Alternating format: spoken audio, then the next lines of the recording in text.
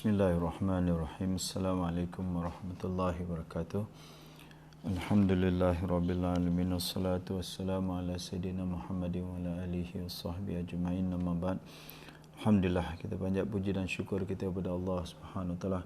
Kita mohon pengampunan Allah, perlindungan Allah daripada kejahatan diri kita, dan kita mohon bantuan Allah Subhanahu wa taala untuk kita memahami Al-Quran, untuk kita membaca, memahami, seterusnya untuk kita mengamalkan isi kandungan Al-Quran, dan kita mohon pertolongan Allah Subhanahu wa taala dalam kita menghayati ayat-ayat di dalam Al-Quran. InsyaAllah ta'ala untuk tazkirah kita hari ini, kita akan lihat surah Al-Mu'minun mula daripada ayat yang pertama.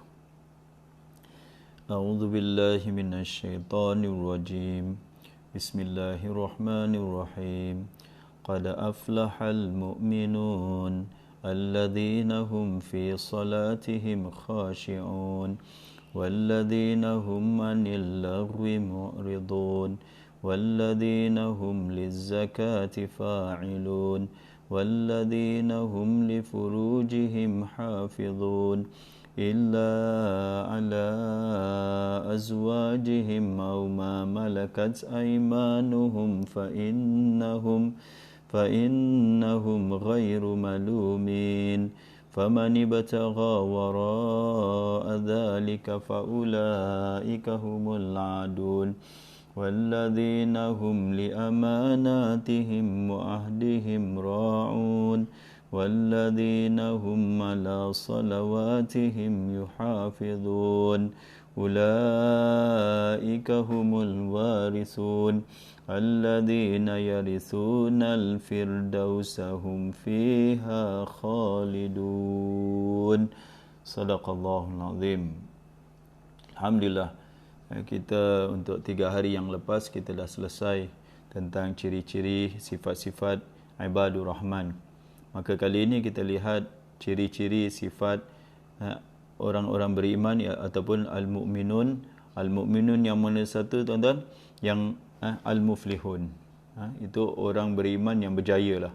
Orang yang beriman yang berjaya. Jadi kata ulama, kita dalam kita membaca ayat-ayat ni, sebagaimana kita cakap kaedah ni, Allah Subhanahu Wa Taala bawa kepada kita menerangkan kepada kita sifat-sifat orang beriman yang berjaya.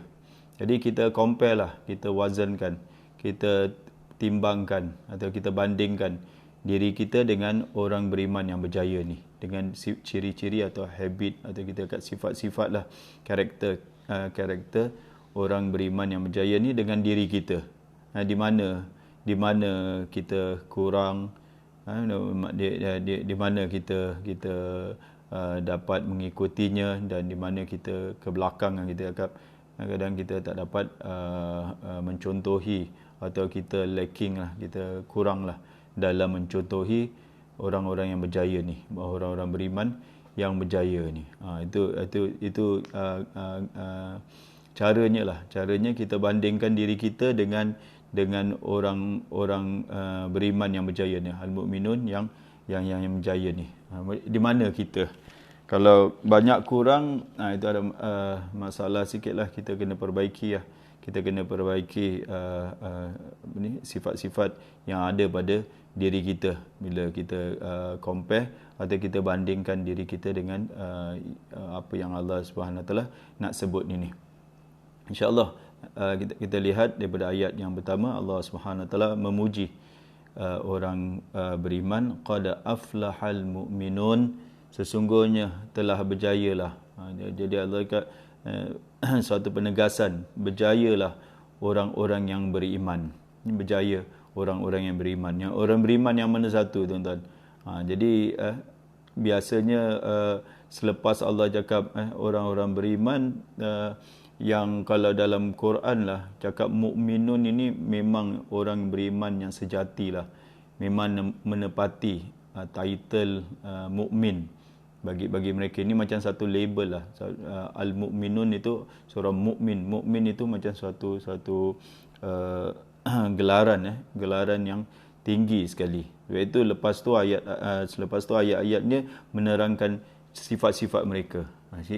Kita lihat sifat-sifat mereka. Yang pertama, alladzina hum fi salatihim khashi'un. Jadi mereka ni, orang beriman yang berjaya ni, first kali Allah cakap ciri mereka, iaitu mereka yang dalam solat mereka ni khusyuk, sentiasa. Khashi'un itu bukan kadang-kadang khusyuk, kadang-kadang tak khusyuk.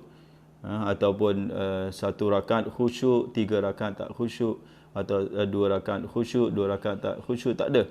Mereka ni sentiasa khusyuk dari awal sampai habis.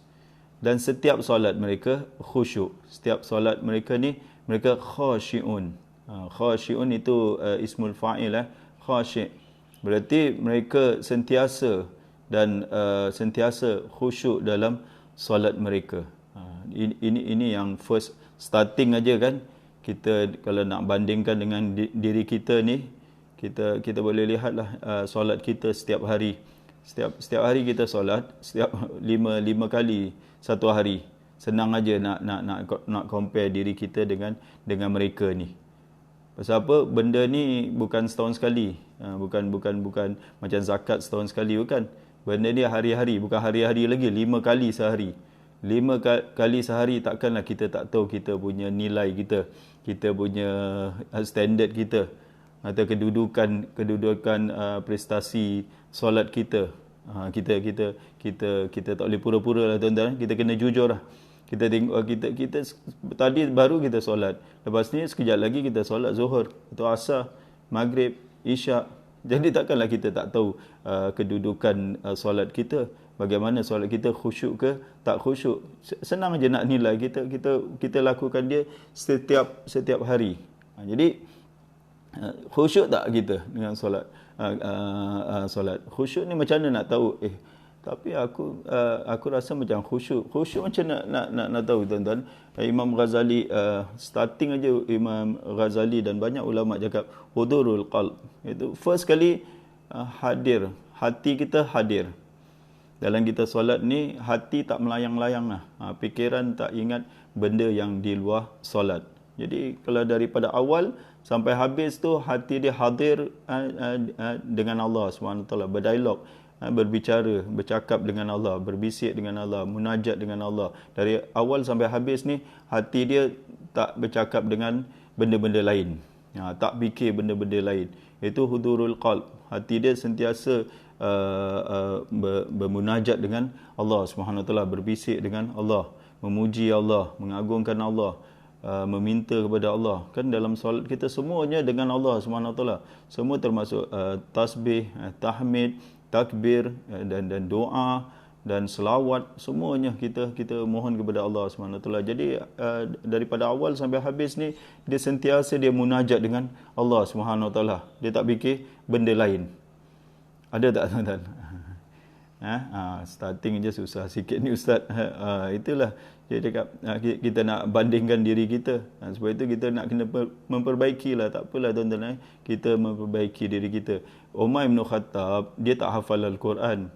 Dia tak hafal 30 juz Al-Quran. Tapi dia berusaha lah untuk hafal. Lepas tu dia meninggal. Sebelum dia meninggal, dia cakap, tak apalah, at least aku meningkat sikit, lepas tu meninggal.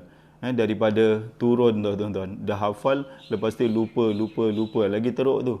Jadi kita meningkatlah khusyuk kita ni.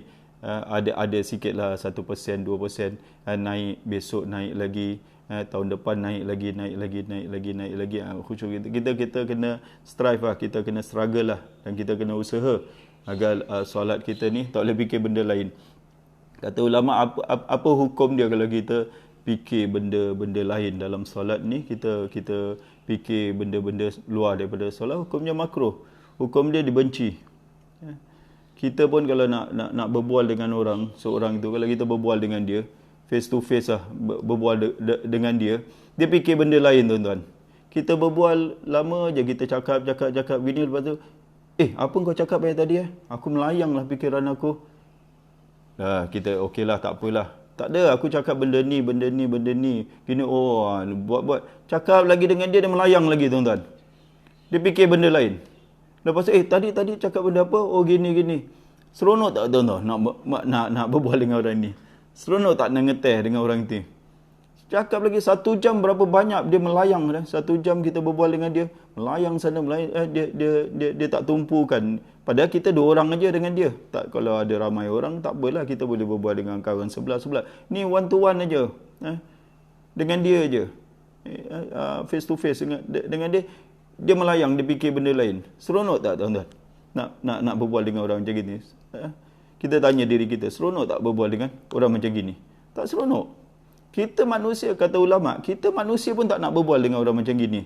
Yang tak fokus, yang melayang aja, fikir benda lain aja. Kita cakap sedang berbual dengan kita tapi fikir benda lain. Kita sebagai manusia pun kita tak seronok nak berbual dengan orang gitu. Tak sukalah. Bencilah kita nak berbual. Lain kali kalau dia ajak lagi kita keluar, ustaz, jom kita ngetel lagi ustaz. Tak payahlah si dia ni. Orang cakap dengan dia. Ataupun sekarang trend baru, dia bukan dia fikiran dia melayang. Depan kita dia main handphone tuan-tuan. Kita berbual dengan dia main handphone. Dia tekan. Ya. Seronok tak? Kita berbual benda serius. Dia main handphone. Pun tak seronok juga kita berbual dengan orang yang tak sukalah kita berbual dengan orang itu. Nak duduk dengan dia 1-2 jam, buang masa je kita berbual. Sama juga. Jadi kita, kata ulama, kalau kita pun tak suka nak berbual, nak berbincang atau nak berbicara atau nak berborak, bukan apa sajalah dengan orang yang tak bagi tumpuan, bagaimana dengan Allah Subhanahu Wa Taala? Kita double standard pula. Dengan Allah kita boleh pula macam gitu. Berbual dengan Allah tapi fikiran ke mana boleh pula. Kan tengok kuranglah kita punya adab dengan Allah Subhanahu Wa Taala. Padahal kita menghadap dengan Allah tapi fikiran fikir benda-benda yang lain. Ini kata ulama, kalau kita start kita fikir benda yang lain aja daripada bacaan kita dalam solat, dikira makruh. Itu perkara yang dibenci, makruh tuan-tuan. Perkara makruh itu adalah kita tak khusyuk dalam solat kita. Jadi ada banyak cara lah, tapi saya pernah lihat Ustaz Abdul Samad jadi dalam YouTube, tuan-tuan boleh carilah YouTube dia tentang khusyuk dalam solat ni. Dia bagi satu tips cantik juga, saya tengok. Saya try juga kan, boleh lah. Dia macam mana tuan-tuan? Dia kata bila kita baca alhamdulillahirabbil alamin, kalau hati kita dengan lisan kita ni dia tak synchronize tau tuan-tuan. Kita baca lain, hati kita atau fikiran kita lah, cakap fikiran kita lah. Senang orang pening juga dengan hati dengan fikiran, mana satu ni, benda dia sama juga. Cakap mulut kita baca alhamdulillahirabbil alamin, fikiran kita fikir yang lain. Kita fikir benda lain, betul tak? Kita fikir Ar-Rahmanir Rahim Maliki Yaumiddin. Mulut bergerak aja. Mulut betul baca, tapi fikiran fikir lain. Jadi kalau kita nak lockkan dia tuan-tuan, macam lockkan fikiran kita. Jadi bila kita baca, mulut kita baca, hati kita baca juga. Hati pun baca juga. Hati jangan terjemahkan. Jangan terjemahkan. Pasal dalam Quran, dalam solat ni, kalau sebaiknya adalah bacaan dalam solat ni, bukan benda-benda luar. Jadi jangan terjemahkan. Jadi kalau mulut kita cakap alhamdulillah, boleh tuan-tuan cuba sekarang ni. Kalau kita cakap alhamdulillahirabbil alamin, hati pun baca juga, hati pun baca. Ar-Rahmanir Rahim Maliki Yaumiddin Iyyaka na'budu wa iyyaka nasta'in Ihdinas siratal mustaqim Jadi hati pun ikut baca aja. Sama juga dengan rukuk, subhana rabbiyal azimi wa bihamdi subhan. Hati kita pun baca juga. Pasal apa tuan-tuan? Nak lock dia tuan-tuan. Nak lock dia. Jadi jangan kita punya fikiran atau hati kita ingat benda lain. Jadi ingat bacaan aja. Jadi kita cuba. Kita baca juga. Hati kita pun baca. Hati kita jangan fikir benda lain. Hati kita pun macam orang cakap dalam hati. Apa yang aku nak cakap dalam hati? Cakap bacaan tu. kita baca bacaan di mulut kita, yang kita baca di mulut tu, hati kita pun sama juga. Jadi saya pernah cuba. Dia berkesan juga tuan-tuan. Berkesan satu, hudurul qalb. Ini belum khusyuk lagi. Itu langkah pertama aja tuan-tuan. Jangan ingat dah dapat itu aja dah khusyuk. Belum lagi. Itu baru first saja. Dalam Imam Ghazali tu ada 6 step tu. Itu step yang pertama aja. Step pertama hudurul qalb. Step pertama tu yang susah tu. Hati kita nak sentiasa hadir. Tak melayang, tak pergi tempat-tempat yang lain. Jadi kita nak lockkan hati kita tu, kita baca sama-sama dalam hati kita. Kalau imam pun, saya pernah cuba juga, bila imam baca, kita pun baca juga apa yang imam baca dalam hati kita. Jangan kita termenung je belakang imam je. Itu yang sedap tu, lari. Bagi cantik juga jubah imam ni. Imam ni lulusan mana dia? Dah start tanya macam-macam tentang imam. Tengok sejadah pun, sejadah ni pattern dia lain pula. dah tengok masjid ni, tengok dia punya sejadah dia.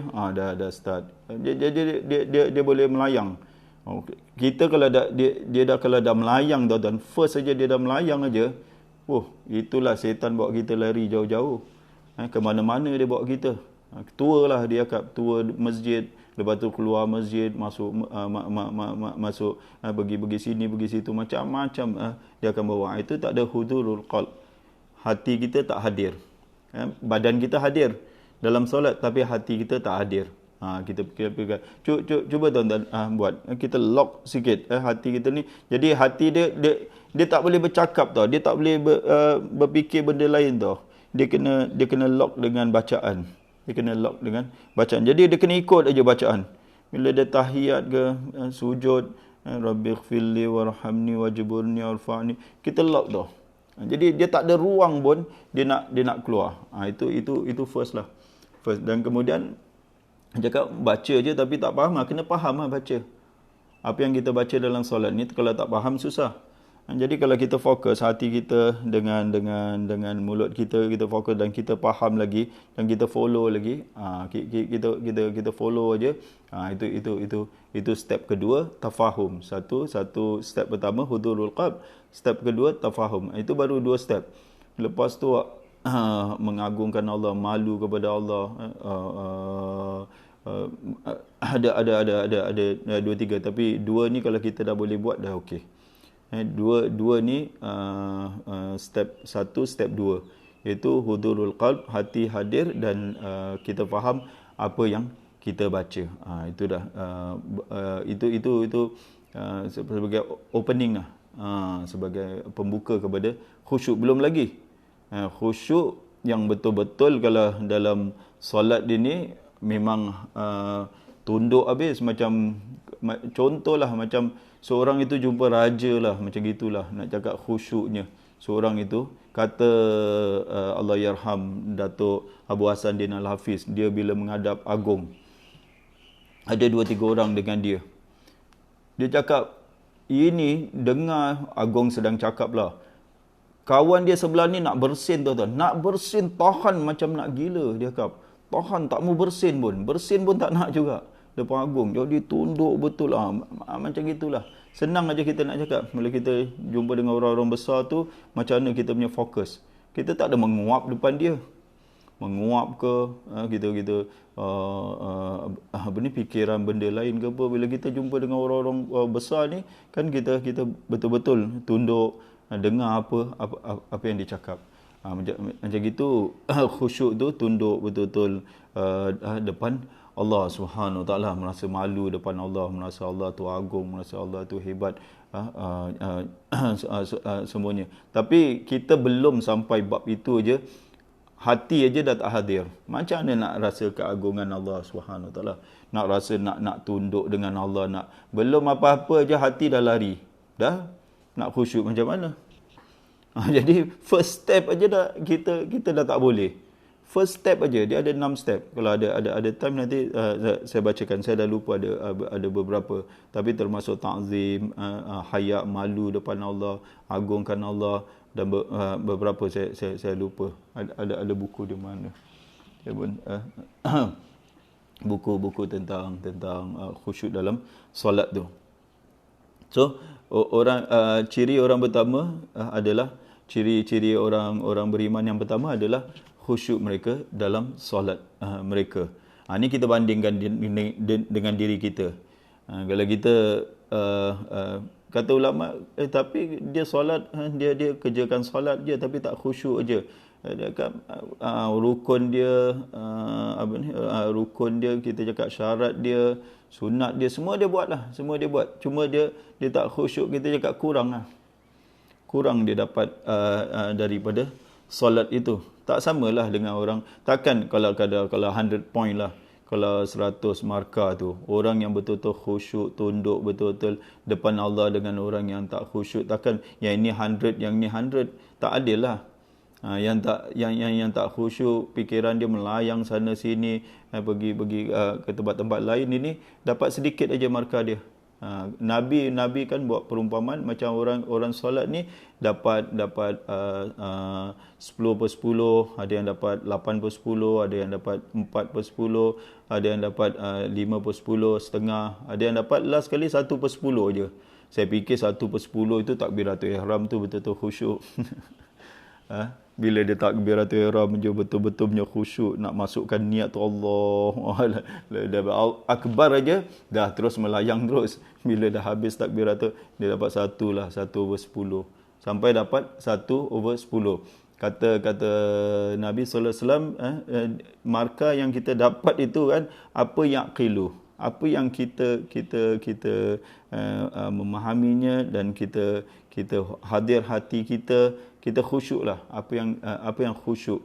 Jadi poin-poin dalam solat ini bergantung kepada khusyuk kita. Makin khusyuk makin tinggi poin dia, makin tinggi markah dia.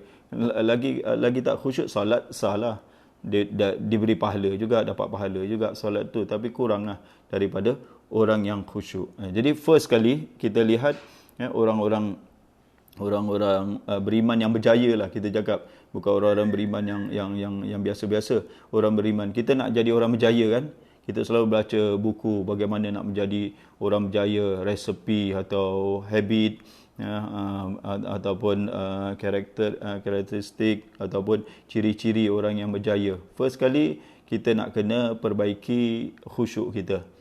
Biasa kita cakap perbaiki solat kita, Allah, kursus solat dah tak mau cakap solat lagi lah. Kita dah ikuti banyak kursus solat, tapi khusyuk dia sama je. Jadi kita nak kena perbaiki khusyuk dia.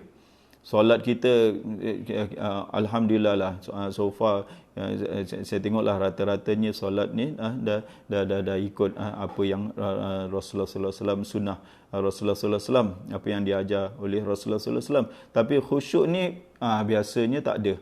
Pasal apa tuan-tuan? Tak ada kursus khusyuk. Ada tuan-tuan pernah ikut? Siapa yang pernah ikut kursus khusyuk dalam solat? Boleh angkat tangan? Tak tahu, saya pun tak pernah. Saya pernah ikut seminar lah, pernah buat dengan Ustaz Ahmad Qadri tentang solat. Tapi dia tak masuk khusyuk. Saya cakap, Ustaz, ini kena follow up ni, khusyuk. Dia cakap trainer pun tak khusyuk macam ini susah. Dia cakap trainer pun tak khusyuk, macam mana nak ajar orang khusyuk? Allah, saya pun macam mana. Biasa kita buat kursus solat ini tuan-tuan. Saya boleh buat kursus solat ini, saya bukan nak ajar khusyuk tuan-tuan, nak ajar macam mana khusyuk baru nak ajar langkah aja. Langkah untuk mendapat khusyuk. Belum nak cakap tentang khusyuk dalam solat lagi, langkah-langkah aja. Jadi first step tu adalah dengan faham bacaan dia dengan hatinya hadir. Jadi kita cuba lockkan hati kita. Kalau kita dapat 4 rakaat itu tak fikir apa-apa, kita boleh menilai, boleh letak paper sebelah, tengok aku punya solat ni, rakaat pertama, rakaat kedua tulis, boleh nilai rakaat pertama. Kalau kita betul-betul kita boleh rasa 4 rakaat ni memang tak fikir tentang benda apa pun, tak terlintas pun. Macam gitulah. Tak terlintas benda-benda lain luar tu. Dia terus fikir aja tentang bacaan dia dalam solat je. Daripada awal sampai habis tu fikir bacaan dia dalam solat. Ini belum nak cakap khusyuk lah tuan-tuan. Sekali lagi, belum nak cakap khusyuk. Khusyuk tu dia punya hati dia macam nak pecah depan Allah tau. Takut menggeletar, menggigil, macam gitu tau. Tunduk betul-betul. Ini belum nak cakap khusyuk lagi. Baru nak cakap hudurul qalb. Hati dia tak fikir benda lain. Step pertama je, baru nak cakap step pertama je. Hati tak fikir benda lain. Belum lagi nak cakap tentang khusyuk lagi, belum lagi. Itu dia punya first step aja. First step macam mana nak dapat khusyuk, hati tak boleh melayang. Kalau hati kita masih melayang, saya sampai ke sekarang ni, step pertama ni tak selesai lagi. Macam mana nak masuk kepada khusyuk? Step pertama, kalau faham dah faham lah. Tapi yang first saja. Yang first saja hudurul qalb aja. Kadang takbir aja, start lah dia datang. Apa ni? Nak masak ni, nari buka apa? Ni nak buka apa? Zuhur dah subuh je dah fikir tentang nari nak buka apa nari nak buka apa pula. Semalam dah buka ni. Bila tanya je nari nak buka apa, itu dah start dah. Dah tak boleh kontrol lagi lah. Macam-macam lah keluar. Nak buka ni lah, nak buka tu lah, nak buka ni. Balik tak buka pun. Balik sama benda yang sama juga buka. Itu je. Jadi pertama tu, kalau dapat kita hadirkan hati kita. Kalau step by step lah kita nak terus jadi orang yang tunduk khusyuk tu lama. Ada Ustaz Mat Qadri kata, seorang ulama kata, aku mengambil masa 30 tahun. 30 tahun untuk khusyuk dalam solat. Kalau saya umur saya 50 sekarang ni, 50 lebih. Saya ingat saya khusyuk umur 80 tahun kot. Nanti 80 tahun baru khusyuk. Dia akan 30 tahun. Itu standard ulama tu. Kita ular dan semak lagi. Itu bila lagi kita nak khusyuk tak tahulah. Jadi kita usahalah, usaha. Itu yang kita cakap, kalau kita mati pun dalam keadaan usaha, mudah-mudahan Allah terima. Ya Allah, kita doa dan doalah. Jangan lupa doa, ya Allah jadikanlah solat aku khusyuk. Sebab itu Nabi Ibrahim doa dia, Rabbi ja'alni muqimas solah.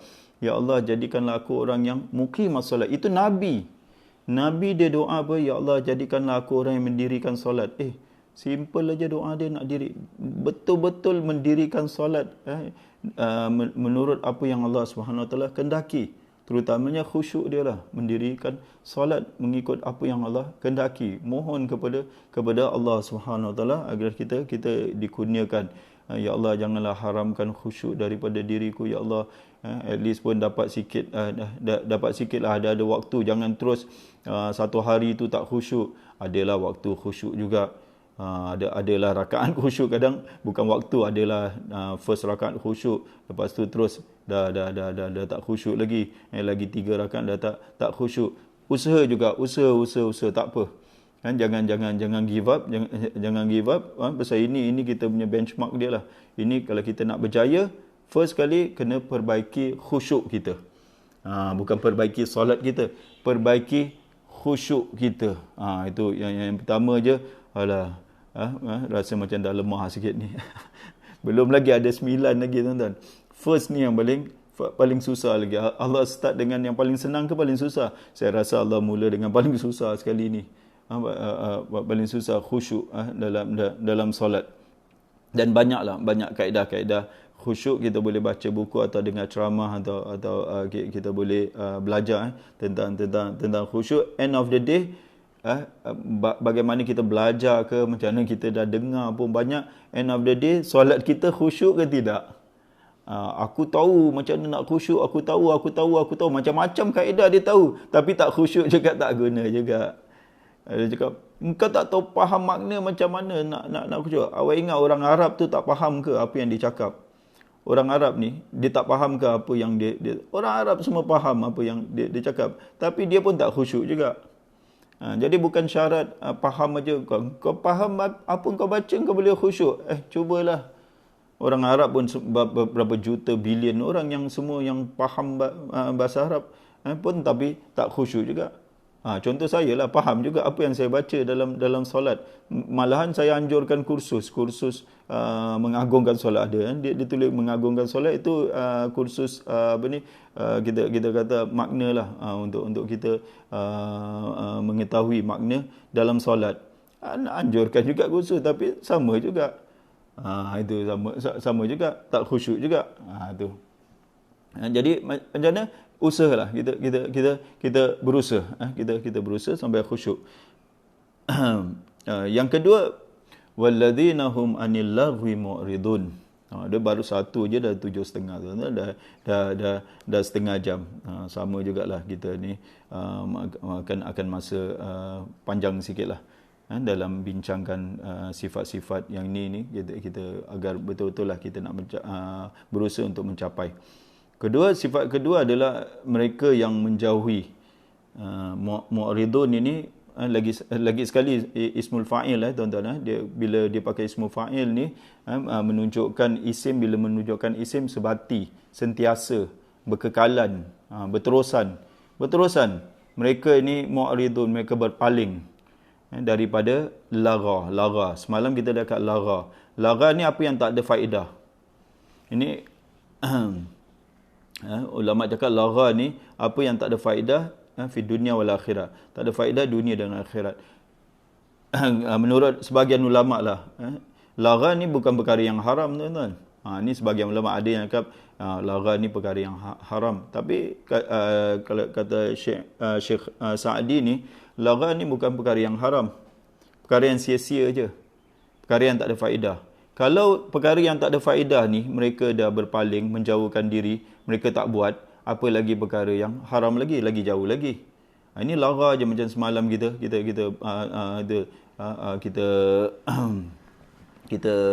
bincangkan muzik termasuk lara, menonton filem lah, melihat sandiwara ke drama ke apa, itu termasuk perkara-perkara yang lara, tak ada faedah pun. Kita tengok 1 jam drama ini, drama itu, tak ada faedah. Melainkan Islamic punya drama lah. Drama yang benusulkan Islam. Ada pengajaran. Biasanya itu je kecoh-kecoh. Dia mengumpat sana, dia mengumpat sini. Kita dengar ni, mengumpat orang aja. Betul tak, tuan-tuan? Ini kita experience semua orang semua kita si dia ni datang, makcik ni datang jumpa je, engkau tahu tak si dia ni itu mengumpat kan, dia mengumpat, kita ni jadi penyaksi pada umpat dia, tengok aja mengumpat. Tak apa ustaz, ni dalam filem aja, ini drama aja, tak apa. Inilah orang kita semua, tak apa. Benda yang tak baik, benda yang dusta, walaupun dalam filem berlakon saja, dia sama aja. Macam kalau orang tu berzina dalam filem, dia cium-cium. Contohlah, dia cium dengan suami orang, isteri orang cium dengan suami orang gitu dalam filem. Tak apa ke apa? Tak apa ke? Okey tak, tuan-tuan? Saya nak tanya tuan-tuan, okey ke tidak? Mana ada okey? Dia bercakap, macam mana dia boleh cium ni dalam filem ni gini? Mana ada orang cakap tak apa, ni dia berlakon aja. Dia berlakon aja di atas katil, atas sini semua. Dia berlakon aja. Mana ada orang cakap berlakon aja. Benda yang haram-haram lah. Jadi berlakon tak berlakon, sama aja benda tu. Dan kita menyaksikan lagi. Kita tengok lagi. Itu dah masuk benda yang haram, dah habis. Ini tak termasuk. Ini lara, ni benda yang tak ada faedah aja. Benda yang tak ada faedah. Macam tuan-tuan tengok 1 jam, setengah jam tuan-tuan temankan cucu tengok apa? Doraemon. Tengok Doraemon dengan cucu lah setengah jam. Ramai ada cucu kan, buka Doraemon, tuan-tuan. Ada faedah ke tengok Doraemon ni? Setengah jam habis tengok Doraemon. Tak ada faedah pun. Apa faedah? Tak ada faedah mereka. Kalau kita sekarang dengan tab lah, tab ke handphone, ini betulnya lara. Tengok sana, tengok sini, tengok sana, browse sini, dah 1 jam. Facebook, tengok Facebook orang, tengok orang punya ini, tengok orang ni pergi melancong sini, tengok orang ni pergi melancong sana sini, tengok orang ni punya makan, tengok orang punya ni. Apa faedah? Apa faedah? Tak ada faedah pun. Ini pun lagi susah lagi. Ada. Semua susah-susah, tough ni semua. Tak ada orang beriman yang berjaya ni, orang mukmin yang berjaya ni, dia tak buat benda lara ni. Dia tak buat.